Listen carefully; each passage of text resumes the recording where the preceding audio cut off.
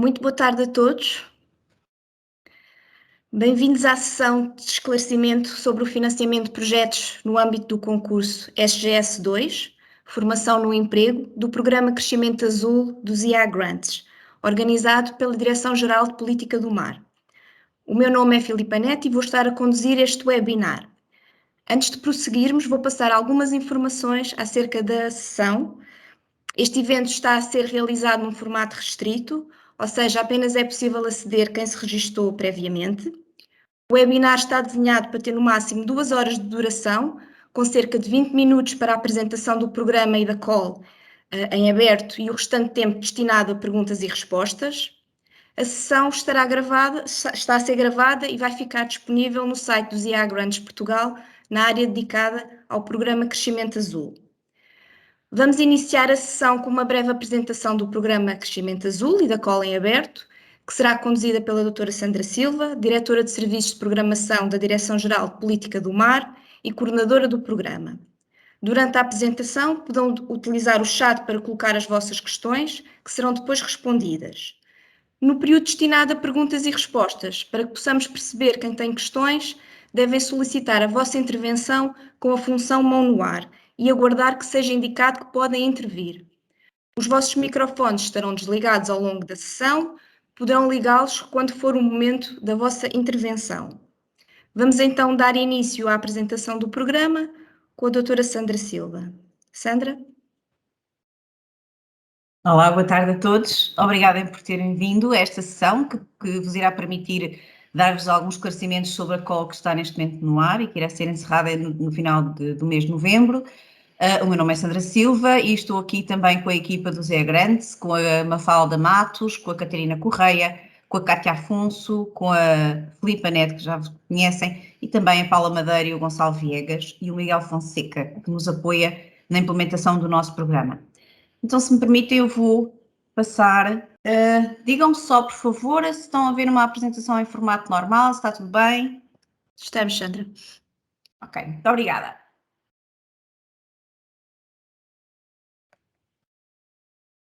Pronto, só umas breves notas sobre o programa. O nosso programa tem como principal objetivo o desenvolvimento sustentável da criação de valor no que se refere ao crescimento azul à economia do mar.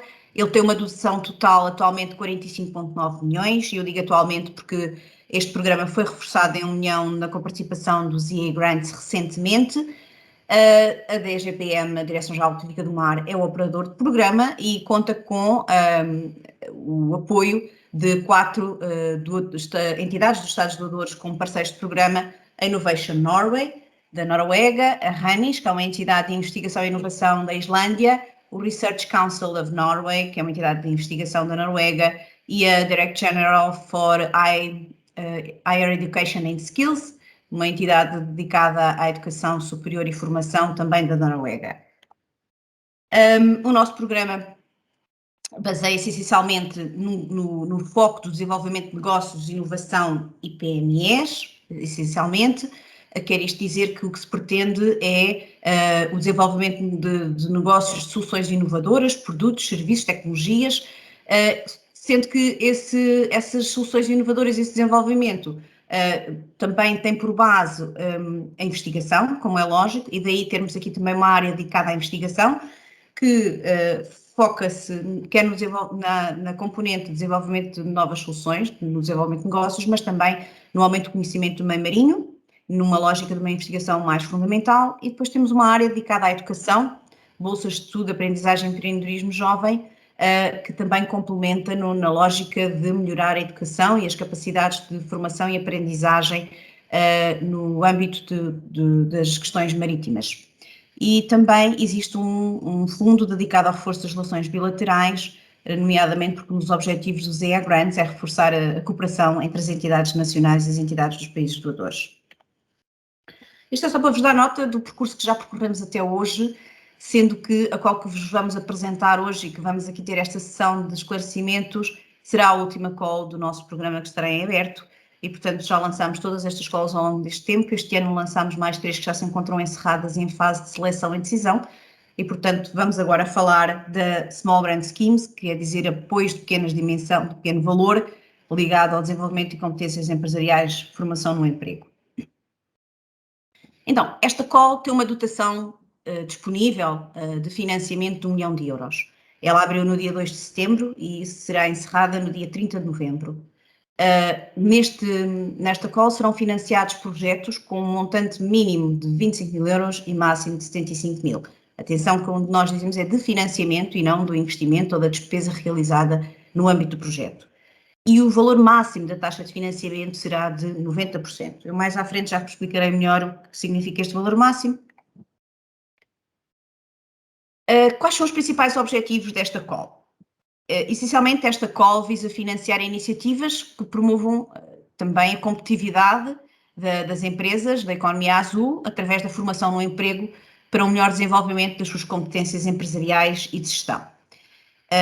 Incluindo, mas não só, essencialmente também empresas que previamente até tiveram projetos aprovados nos outros avisos, nomeadamente os avisos de desenvolvimento de negócios, a call número 1 e a call que está em curso da call número 2, por exemplo, ou o Small Grand Scheme 1 e segundo aviso do SGS e também do aviso 3 relativamente à economia circular. Mas não quero que entendam que vai ser limitado a estes projetos aprovados. Portanto, já iremos à frente perceber quem são os potenciais promotores elegíveis e parceiros. Por outro lado, um dos grandes objetivos também desta call visa a formação na gestão e na qualificação industrial, que são hoje reconhecidas como uma das principais necessidades das empresas portuguesas. E como é lógico, também estamos a falar de um programa que visa serviços inovadores, soluções inovadoras, tecnologias inovadoras. É muito natural que uma das áreas que vai requerer financiamento, precisamente para capacitar os quadros técnicos e o staff das empresas, será através da formação nestas áreas. E por isso estamos a falar de aumentar as capacidades técnicas de gestão, de comunicação, jurídicas, ou outras capacidades relevantes que as empresas identifiquem como necessidades de formação para os seus quadros. E também um objetivo que é comum a todas as calls do nosso programa é o reforço da cooperação entre as entidades portuguesas e as entidades dos países doadores, cuja forma de se obter este reforço será através de parcerias, trazer entidades dos países doadores enquanto parceiros para o âmbito dos projetos. No entanto, também devemos frisar que este reforço é valorizado em termos dos critérios de seleção, vocês conseguem ver no que consta do aviso, mas também queremos alertar que não é obrigatório terem um parceiro da Noruega, da Islândia ou de Liechtenstein. Serão mais valorizados. O nosso programa é estruturado em resultados e de outcomes e de outputs, portanto, indicadores e metas que pretendemos alcançar quando chegarmos ao fim da implementação do programa. E estes indicadores de outcome e de output vão sendo preenchidos ou atingidos com os projetos que vão sendo aprovados no âmbito dos diversos avisos. E neste caso em concreto, este aviso vai contribuir para aumentar a competitividade das empresas portuguesas no âmbito do crescimento azul e pretende-se atingir uma meta de 60% de funcionários de empresas que declarem melhores capacidades ou competências na sua área profissional, por um lado em nível de outcome alcançado e por outro ao nível de um output em número de empresas apoiadas para melhorar a capacidade de desenvolvimento de negócios e pretende-se que no fim, com a aprovação dos projetos no âmbito deste aviso, se financiem 9 pequenas e médias empresas e uma grande empresa e que 50 profissionais recebam formação. Portanto, estas foram as metas definidas. Agora, atenção que isto é para o programa em todo e cada projeto irá contribuir um pouco para cada um destes indicadores, destas metas. Aqui pretendemos dar uma ideia da tipologia de projetos que podem submeter no âmbito desta call, sendo que dou-vos dar nota que a duração média dos projetos deve ser 2 anos. E ela deverá ser mesmo 2 anos, até porque existe aqui um limite para a sua conclusão e ela é definido no termos do regulamento do mecanismo financeiro, ou seja, no mecanismo dos EA Grants, é que os projetos terão todos que terminar a 30 de abril de 2024. Relativamente às tipologias de projetos, exemplos de projetos que podem se beneficiar ou se candidatar.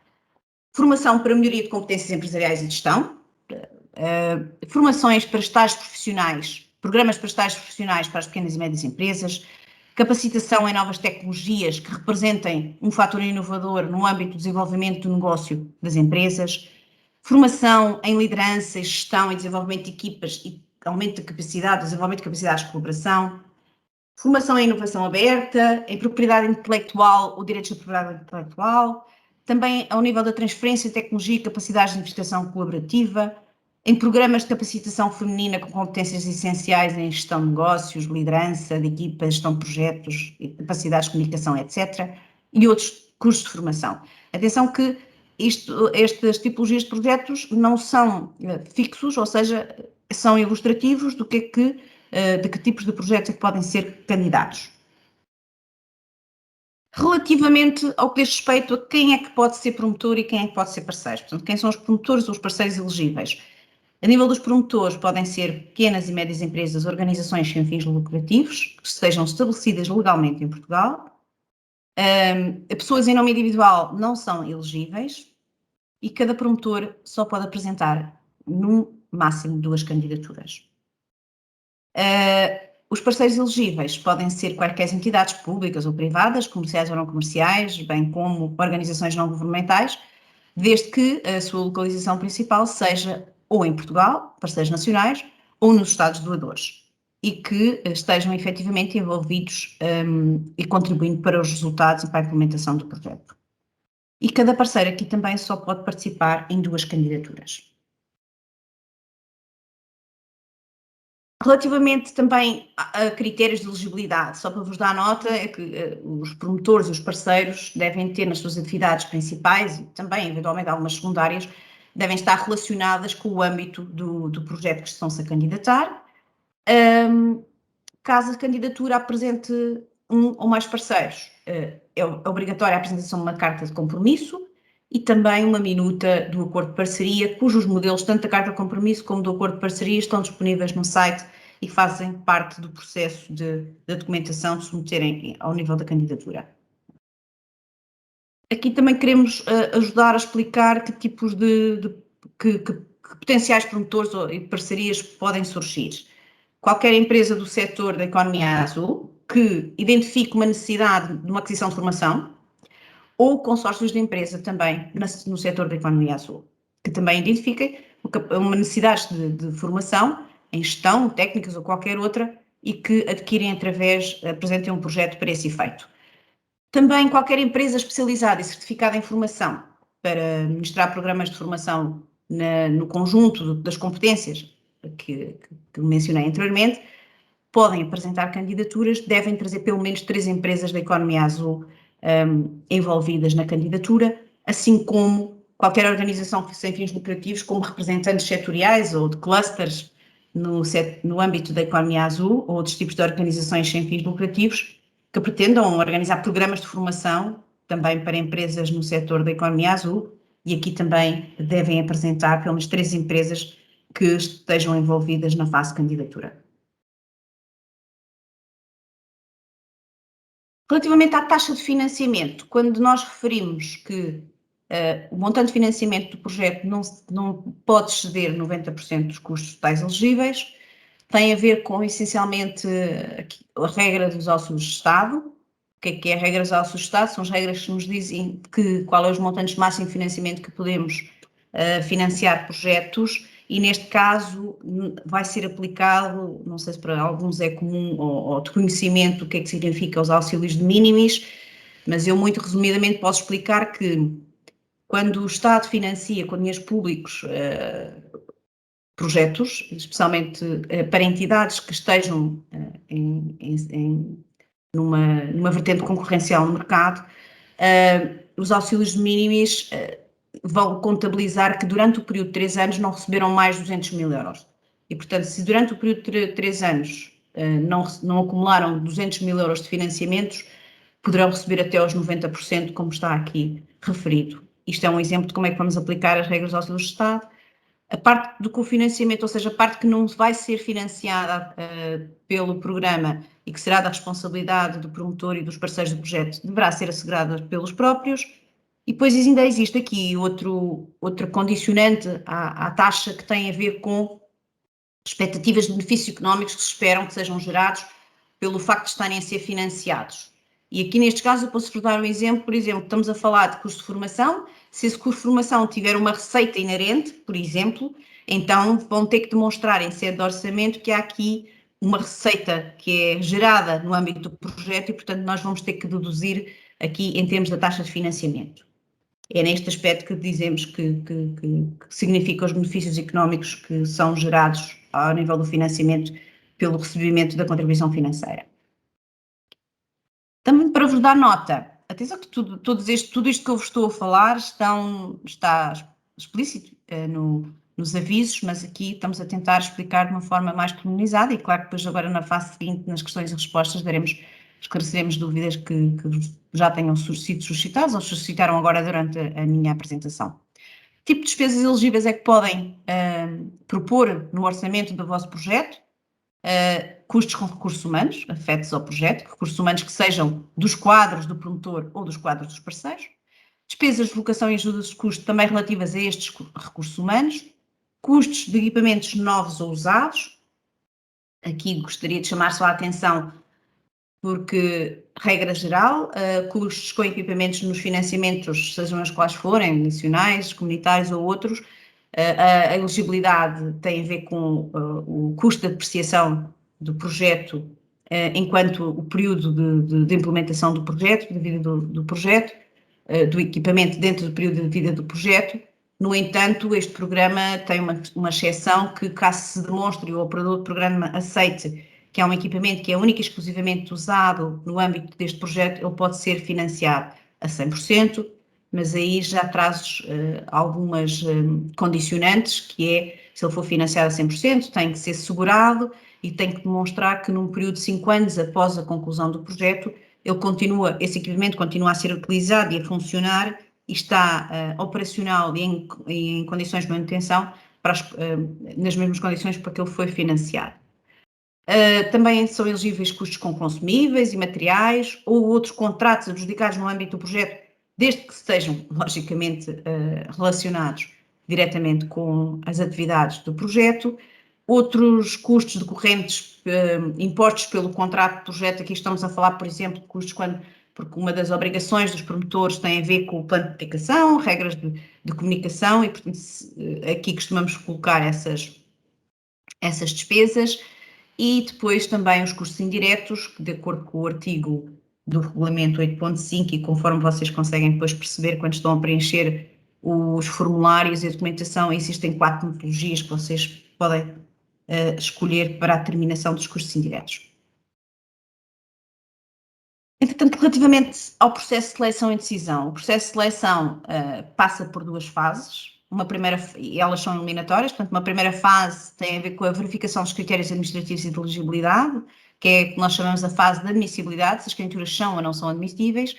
Isto tem a ver maioritariamente com a elegibilidade da operação que está a ser colocada, que está a ser proposta, e com a elegibilidade dos promotores, mas também com o preenchimento quer do formulário com todos os dados necessários, bem como a documentação necessária que suporta e que constitui anexo ao processo da candidatura.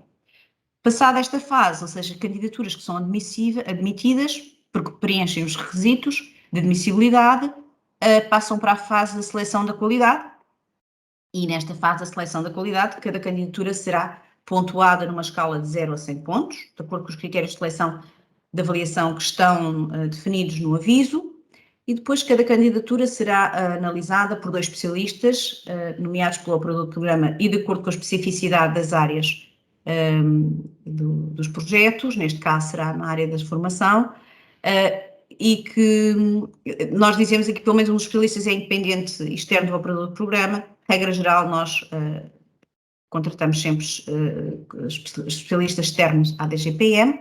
Portanto, as candidaturas são avaliadas por estes especialistas separadamente e de forma independente, e o resultado da pontuação das candidaturas é a média da pontuação dada por estes 2 especialistas externos. Caso nas situações em que exista uma divergência nas pontuações, ou seja, em que essa divergência represente 30% da pontuação mais alta, então nós chamamos um terceiro perito para, digamos que, desempatar e e a média dos dois mais próximos será usada para a classificação do projeto. Posteriormente à avaliação dos peritos, as candidaturas são colocadas num ranking e são submetidas a um comitê de seleção que examina esta lista de classificação dos projetos e depois recomenda os projetos que devem ser aprovados ao operador do programa. O operador do programa valida que todo este processo seguiu os princípios e as definições que estão estabelecidas no regulamento dos EA-Grants, avalia e suporta-se nas recomendações do comitê e decide quais os projetos que serão apoiados. Sendo que projetos cuja pontuação não atinjam 50 pontos não são selecionados, portanto são excluídos, e os projetos que obtenham pontuação superior a 50 pontos, mas que mas que fiquem abaixo do limiar do montante de financiamento disponível no aviso, depois de feito o ranking, eles são aprovados sem dotação e ficarão colocados numa lista de reserva.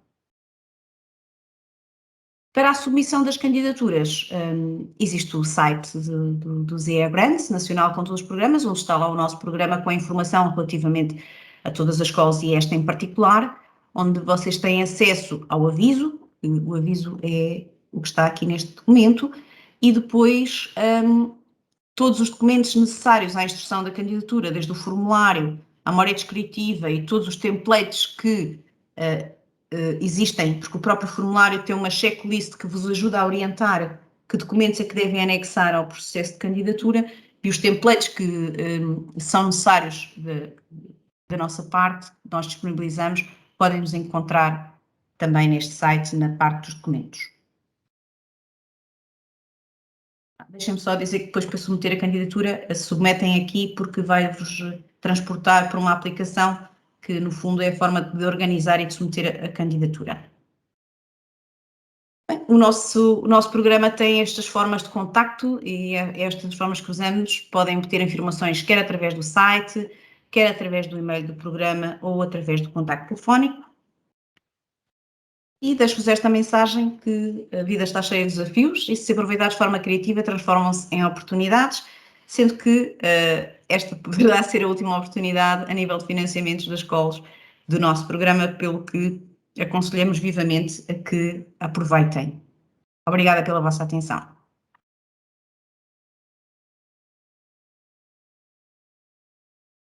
Muito obrigada, Sandra. Segue-se agora o período destinado a perguntas e respostas, onde vamos primeiro responder às questões que já foram colocadas no chat. Caso queiram intervir, peço-vos então que coloquem a mão no ar, que a minha colega Kátia irá registar os pedidos de intervenção e passará a palavra ao elemento da equipa que irá responder. Pedimos apenas que liguem o microfone quando vos for indicado e que coloquem as perguntas de uma forma breve. No final da intervenção, agradecemos que voltem a desligar o microfone e retirem a mão do ar. Kátia? Olá, boa tarde a todos. Meu nome é Kátia Marques. Alguns de vós já me conhecem. Vamos então dar início à sessão de perguntas e respostas. Começamos pelas perguntas do chat, depois, se alguém tiver alguma questão que queira fazê-lo sem ser por escrito, basta colocar a mão no ar, como já indicou a Filipa. Vamos começar pela Joana Tomé. Boa tarde. As entidades de não formação no âmbito desta call têm obrigatoriamente que ser certificadas. Mafalda ou Sandra? Sim, se concorrerem como promotores e mesmo quando as que derem informações e também existe outra pergunta aí que eu já vi, entidades contratadas, ou seja, qualquer entidade que dê formação tem que ser certificada para tal. Penso que responde à pergunta da Joana e da Sandra Afonso. As entidades formadoras têm que ser mesmo parceiras ou promotoras ou podem ser... Não, essa resposta é outra. Eu acho que as entidades formadoras efetivamente não têm que ser parceiras nem promotoras, podem ser o fornecedor do serviço para uma iniciativa de formação, não é? Vamos imaginar aquele caso que eu referi, que existe uma empresa, um consórcio de empresas que identificaram uma necessidade comum de formação e que vão contratar essa formação, ok? Então vão contratar a formação no mercado. Aqui depois o que se coloca a nível de como é que eu escolho ou já trago ou não trago identificadas quem vão ser as entidades de formação. Eu acho que isso depois vai cair na lógica do princípio, que também é relevante, é que quando se estão a fazer os orçamentos, portanto, quando estão a suportar os orçamentos, algumas das pessoas que estão aqui já te apresentaram candidaturas e sabem do que é que eu estou a falar. Os orçamentos são estimados, como é lógico, mas devem ser baseados nos princípios da eficiência e da solução economicamente mais vantajosa. E, portanto, o que eu quero dizer é que imaginem que querem contratar uma entidade de formação certificada e, portanto, devem trazer uma consulta, isto se o custo for superior a 20.000 euros, uma consulta ao mercado, consultaram 3 entidades que podem permitir essa formação e é isso que justifica o custo estimado que vem na proposta, sendo que não vem já escolhida qual será a entidade formadora, mas vem, eventualmente, qual foi o orçamento ou qual será o custo médio que o mercado oferece para estas tipologias de formação. Não sei se dei resposta ao que era pretendido. Obrigada, Sandra, penso que sim. Então, a pergunta da Sandra Afonso já foi respondida. Vamos ao Tiago Santos. Um projeto dedicado exclusivamente a grandes empresas poderá ser elegível? Me falta? É assim, o promotor... desculpa, uma falta. Responde, Sandra. Não, é só para dizer que os promotores têm que ser aqueles que eu referi que são elegíveis, que é uma PME ou uma organização sem fins lucrativos. Mas o parceiro beneficiário pode ser uma grande empresa, sim. Até porque, se vocês repararam, quando eu referi os indicadores e metas naquela componente de outcomes e de outputs, tende-se a atingir como um output financiar e uma grande empresa receba formação no âmbito desta call. Portanto, a resposta é sim, não pode vir a empresa como promotora, pode vir como parceira. Ok, obrigada. Lisete Neves pergunta: cada projeto pode abranger várias tipologias de projetos? Eu diria que sim. Os projetos podem abranger mais do que uma tipologia, e se está como opções pré-definidas no formulário de candidatura, na identificação do projeto, dos promotores e dos parceiros. Inês Louro, boa tarde. Se por acaso não atingirmos o mínimo de 25.000 euros, o projeto nem sequer é considerado elegível? Certo, correto. Tem que ter um mínimo de 25.000 euros proposto para financiamento, porque o investimento poderá ou deverá ser superior a isso. Não nos esqueçamos que temos aqui uma taxa de financiamento máxima de 90% sobre o investimento. Até dia 30 de novembro decorrerá apenas a primeira fase? Pergunta Lisete Neves. Não, ou seja, até 30 de novembro é a submissão das candidaturas. Depois entrará a primeira fase. Eu acho que entendi a lógica. Então é assim, por causa das fases de seleção, se calhar é aí a confusão. Portanto, o deadline de submissão de candidaturas vai ser o dia 30 de novembro às 12h59, ao meio-dia, qualquer coisa assim, de Portugal continental. E aí também devo chamar a atenção, porque é recorrente, que é, por favor, para já, se conseguirem, antecipem a submissão das candidaturas, porque sempre no último minuto e nos últimos instantes podem surgir problemas técnicos de submissão. Esperemos que não, mas já tem acontecido. Um alerta que vos deixo, e também está referido no aviso, é que se tiverem algum problema técnico, quando eu digo técnica, quando estão a tentar submeter os documentos, não conseguem, antes do meio-dia, façam um print screen, mandem-nos um e-mail a dizer estamos a tentar submeter e não estamos a conseguir. Pronto. E isso já valida que tentaram e houve aqui alguma ocorrência, porque pode acontecer que tecnicamente não consigam submeter algum documento. Quanto eu falei das fases, portanto, e isto fecha a submissão e as que entraram são as que vão começar então a fase de seleção. E são sobre essas que se foram submetidas é que nós aplicamos a primeira fase de seleção e depois a segunda fase de seleção, sendo que é expectável que o período de decisão ocorra no espaço de 6 meses, entre a fase de decisão da admissibilidade, dos critérios de seleção e da decisão final de aprovação, intenção de aprovação sem dotação, eventualmente, consoante o número de candidaturas que recebermos, e até se esgotar a dotação que temos a concurso, ou as não aprovadas, nomeadamente as que recebem menos de 50 pontos. Eu penso que esclareci a pergunta relativamente às fases. Sim. Vamos então à Carolina Castro. Os programas de estágios profissionais em PMEs implicam a obrigatoriedade de contratar depois esses estagiários?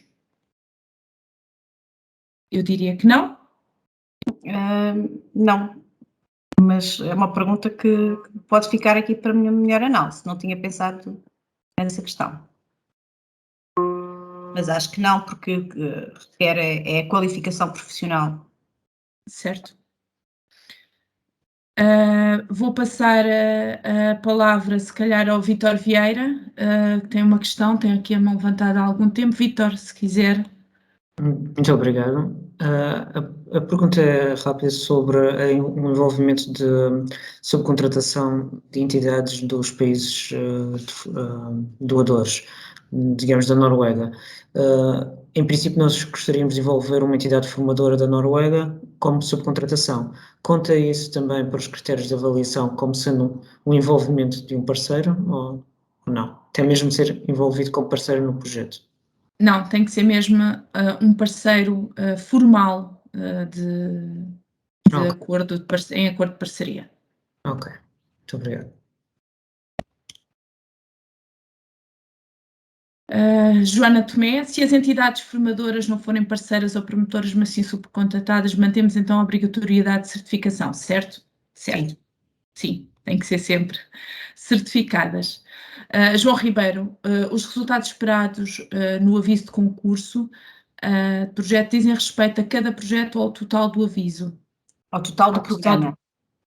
Ou seja, aquelas metas que eu apresentei, os tais que eu acho que está aqui na pergunta, os 50, os 9 e uma empresa, sim, é o total do programa e, portanto, cada projeto irá contribuir um bocadinho, ou para uma PME, ou para duas, ou para a grande empresa, portanto, cada projeto contribui uma parcela. E o que nós esperamos é que, com o conjunto dos projetos que vão ser selecionados no âmbito desta call, que atingimos as metas que foram estimadas na definição do programa. Obrigada, Sandra. Bruno Henriques, o aviso apoia o desenvolvimento de um programa de formação que o promotor possa posteriormente vender o serviço para outras entidades ou apenas a participação em formação? Pode visar, sim, o desenvolvimento da formação e depois, como um caso de piloto e posteriormente ser aplicado noutras realidades empresariais, sim. Carolina Castro, para este concurso também existe a necessidade de apresentar um plano de comunicação e de negócios? Sim, são 2 documentos obrigatórios e importantes. O plano de comunicação. O plano de comunicação, sim, o plano de negócios não está aqui previsto como um documento obrigatório, está bem? Ok. Raquel Torres, que tipo de empresas podem ser enquadráveis no âmbito da economia azul? Podem dar exemplos? Há cais obrigatórios? Não há cais obrigatórios e nós não temos aqui... É que assim, a definição economia azul, o setor economia azul e as várias cadeias de valor são tão abrangentes que nós não conseguimos definir aqui um ranking, uma tabela pré-definida de cais, ok? Esse trabalho até podia estar a ser feito a nível da conta satélite do mar, que mede o contributo da economia do mar, mas nós não fazemos isso. Nós analisamos caso a caso e, sim, imaginem, há uma empresa de formação cujo CAI é formação, ok? Mas depois aquilo que releva, é que tem que ficar explícito que quem vai receber a formação ou a área de formação está relacionada com algum setor da economia do mar, com a cadeia de valor dos setores da economia do mar. E, portanto, não, nós não temos setores onde vocês possam ir ver, olha, se eu não tiver este CAI não posso candidatar, não. Se tiverem alguma questão previamente, podem-nos fazer chegar, dizer, a minha empresa tem este CAI, pretende isto, apresentar um projeto com estas características e nós podemos dar a opinião e dar uma orientação relativamente à vossa intenção, está bem? Posso só dar um exemplo, Sandra? Claro. Ajuda aqui. Sim. Por exemplo, uma empresa em metalurgia que fabrica as gaiolas para a aquacultura, é elegível. Claro. Pronto. Eu acho que é um bom exemplo de um setor que, à primeira vista, não estaria relacionado diretamente com a economia do mar, mas está. Portanto, desde que atue na área da economia do mar, é elegível. que preste esses serviços sejam... Sim, empresa que produz o caiaque, sim. Sim. Bruno Henriques, podem ser contratadas entidades estrangeiras para dar formação, podem ser financiadas formações sobre mercados externos, designadamente o norueguês, ou apenas relativamente à atividade core do promotor. Eu não Certo. percebi. Eu vou ler a pergunta, está bem? Está bem? Bruno Henriques. Pronto. A questão das contratações, como eu referi há pouco, a contratação deve cumprir com os princípios da contratação. Eu vou explicar. Mesmo sendo empresas privadas, quando se recebe mais de 50% de financiamento, tem que se cumprir com os princípios da contratação pública. E quando estão a formalizar, a estimar os orçamentos, devem fazer a tal consulta. E, portanto, se a contratação cumprir estes princípios, então a empresa que vier pode ser uma empresa estrangeira, desde que tenha sido consultada para este efeito. Estou a dizer alguma asneira, Mafalda? Não, não estás. Pronto. Pode ser, Portanto, não há nada e que não impeça tem a que ser contratação de aqui, empresas estrangeiras. sim, e não tem que ser aqui norueguesa, porque aqui voltamos à questão de o que é um parceiro e o que é um fornecedor, não é? Portanto, quando falamos em parceiros, aí sim estamos a falar na majoração, digamos assim, ou na maior pontuação que as candidaturas obtêm por trazerem uma entidade dos países doadores. Existe lá um critério que questiona se tem ou não tem parceiros das entidades dos países doadores. Posto isto, a seleção do fornecedor deve cumprir com os princípios que eu mencionei anteriormente. Espero ter respondido, Bruno Henriques. Falta a segunda parte da pergunta. Podem ser financiadas formações sobre mercados externos, designadamente o norueguês, Exato. ou apenas relativamente à atividade core do promotor? Eu não sei se percebi a sua pergunta, Bruno. A ideia seria... O Bruno pode falar. É isso Sim, que eu o ia Bruno pode dizer. falar, Bruno, se se calhar, quiser, bocadinho. pode interagir, não há qualquer tipo de problema. Relembra que tem que colocar a mão no ar, está bem? Bruno, não sei se quer entrar em conversação connosco, deverá colocar a mão no ar, por favor.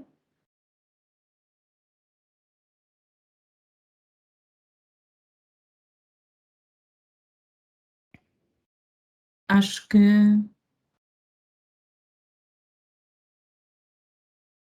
O Bruno tem mais questões cá em baixo, se calhar seguimos. Se calhar poderá colocar esta questão por e-mail para que possamos analisá-la e também o Bruno nos descrever melhor o que pretende Ou ligar-nos. aqui. Sim, ou ligar-nos, sim. São elegíveis despesas de deslocação e ajudas de custo com viagens com vista à participação em formações no estrangeiro? Sim, por exemplo. E aqui não... Imaginem que contratam uma empresa de formação que é da França, não é? E é essa empresa que vos dá formação sobre determinada tecnologia. Sim, é elegível porque foi essa que foi contratada, está bem?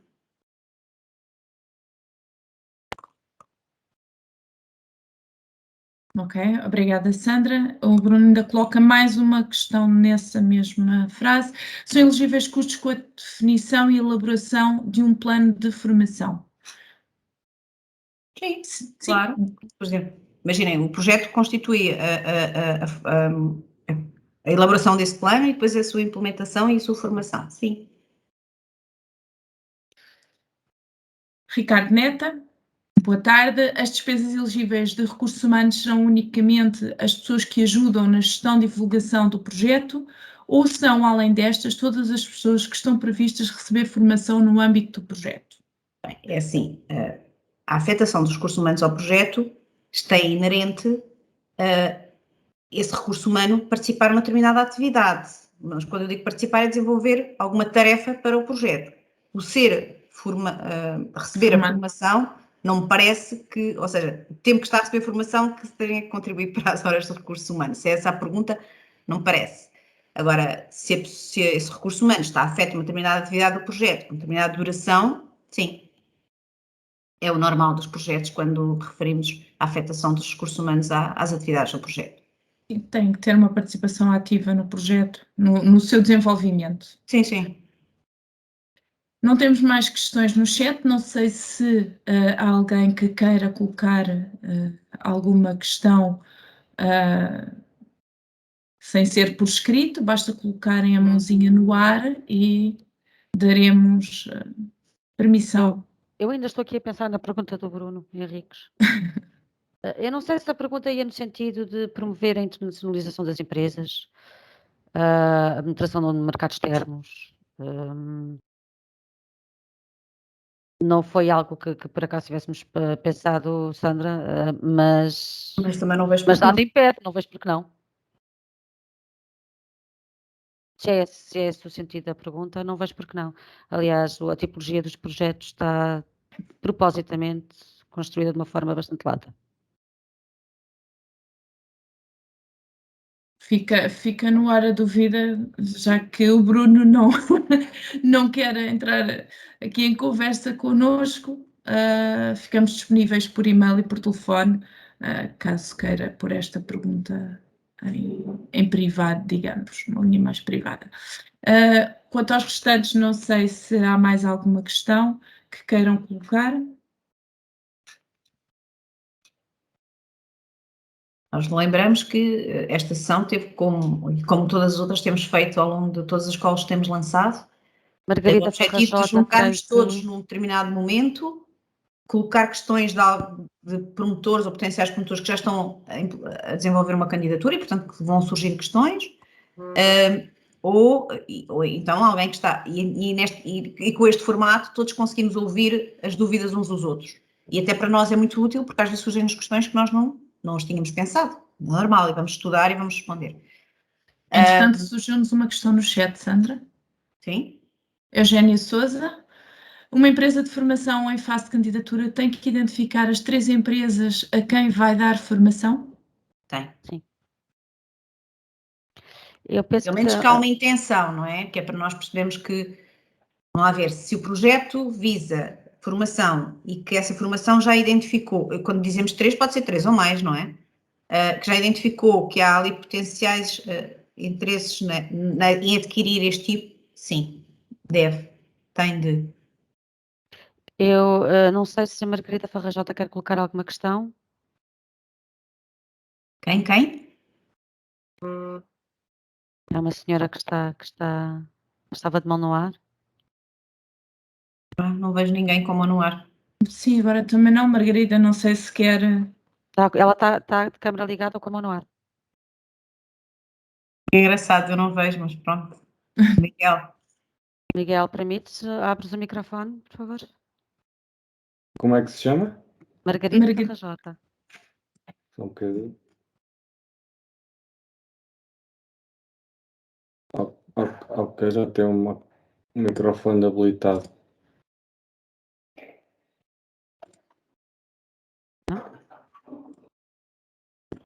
Margarida já consegue? Tem que ativar o som do Sim, microfone. por favor.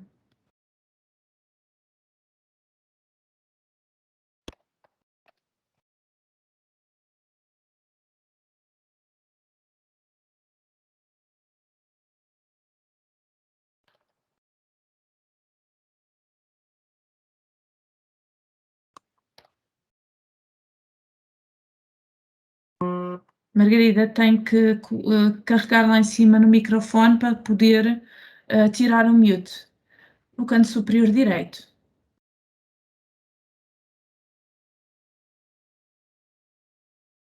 Senão não a conseguimos ouvir.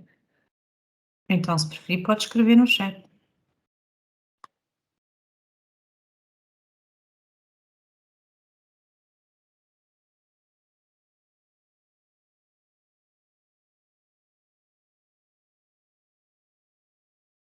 Continuamos sem ouvi-la, Margarida. Tem mesmo que tirar o mute do seu microfone ou então escrever através do chat, por favor.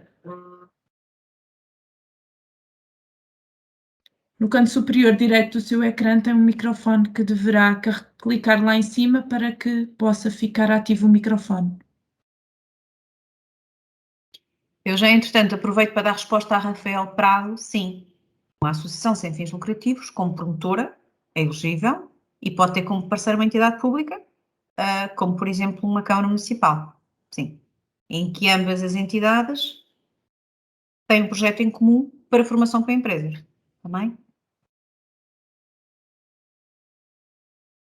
Importante aqui, tal como foi referido pela Sandra na apresentação, uma entidade pode ser promotora em 2 projetos, portanto, pode apresentar 2 candidaturas distintas.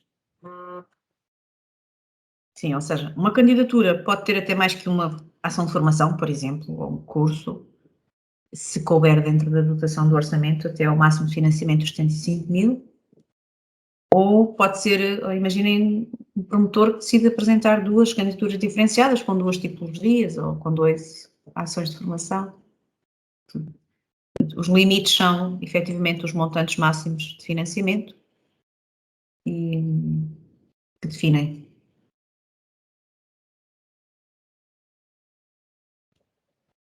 Penso que não conseguimos dar voz à Margarida. Miguel, não sei se consegues fazê-lo. Não, internamente. ou seja, não, é impossível, não consigo meter as pessoas a ligar o microfone automático, já dei permissão para o microfone estar habilitado, mais que isso já não dá para fazer. Obrigada. Pronto, então, mas se a Margarida depois quiser entrar em contato connosco. Sim. A Inês coloca uma questão. Inês Louro, podemos usar o financiamento para contratar novos colaboradores? Sim, desde que estes façam parte da equipa de projeto e tenham tarefas ativas e participação no mesmo, sim.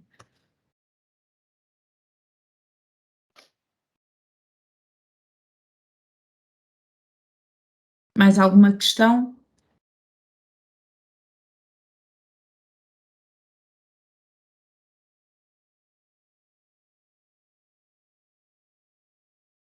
Sandra, não sei se queres acrescentar alguma coisa, Mafalda.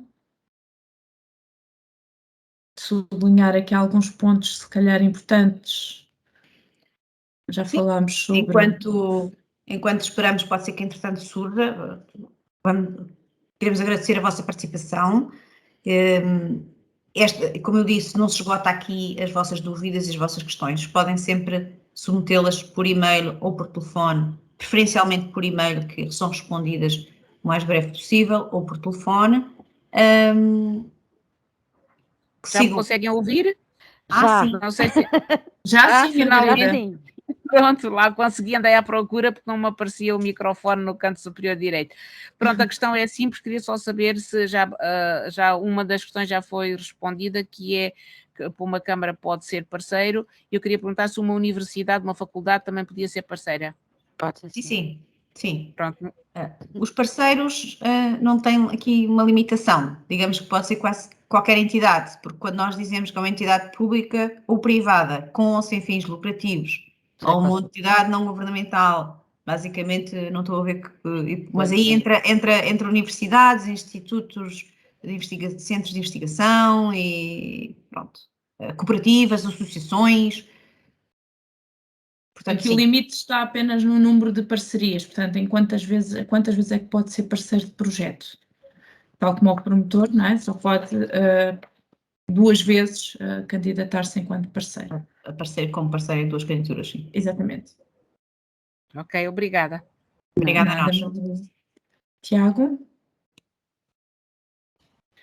Para uma entidade formadora e promotora de um projeto, são elegíveis despesas com contratação de formadores externos? Sim. Neste caso, não consideraremos como um recurso humano da entidade formadora, por exemplo, ou seja, só vai adquirir essa especialidade, essa expertise ao mercado para um determinado curso, portanto, não é considerado um recurso humano staff da entidade promotora, mas sim. Não sei se há alguma dúvida no preenchimento do mapa de orçamento e de qualquer outro mapa. Isto é sempre aqui Ainda não, mas vai haver. Vai haver, com certeza, o preenchimento do mapa de cálculo de recursos humanos, do mapa de orçamento, do mapa de depreciação de equipamentos. Há sempre muitas dúvidas, não sei se já se já deram uma olhada sobre o formulário de candidatura, ou se têm dúvidas de elegibilidade de algum equipamento, de algum bem material, de alguma deslocação, podemos responder depois por e-mail. Eu estou a insistir nisto porque é onde nós encontramos mais falhas, por assim dizer, ou mais dúvidas. Dificuldades, sim. E dificuldades. Pronto. Até podia passar a expressão mais gatos, mais falhas, não é? Não sei se temos aqui alguns expertos já em candidaturas, portanto, esses não deverão, digo eu, de ter dúvidas. Os restantes analisem com atenção. Pronto, a nossa sugestão é mesmo que nós costumamos perguntar nestas sessões, se quiserem deixar, para nós termos uma ideia, quem é que já está a preparar ou está a pensar submeter uma candidatura. Mas o nosso conselho, efetivamente, é comecem a trabalhar no projeto, elaborar esse projeto, porque há sempre situações de dúvidas que surgem. Logicamente, nós estamos disponíveis para ajudar, mas acontece que a nossa experiência dita e o nosso histórico que as candidaturas são submetidas todas no dia de manhã do dia 30 de novembro, neste caso. E por vezes surgem situações de mais stress, que era o que eu falava, que alguma situação que corre melhor na submissão, etc. E, portanto, façam esse planeamento de forma a que nós os possamos ajudar o mais possível durante este processo de submissão da candidatura. E pronto, e reforço que estamos disponíveis, tem o nosso site, tem o nosso e-mail, tem o nosso contacto e queremos agradecer a vossa participação e bom sucesso para os projetos, para as entidades que aqui estão, que até já têm projetos aprovados em curso, para os novos, aproveitem esta oportunidade, que efetivamente é a última call que está aberto, mas acho que é uma área extremamente relevante, uma área de formação profissional que pode ajudar muitas empresas para melhorar as capacidades e as qualificações dos vossos colaboradores e mesmo do nível de gestão também.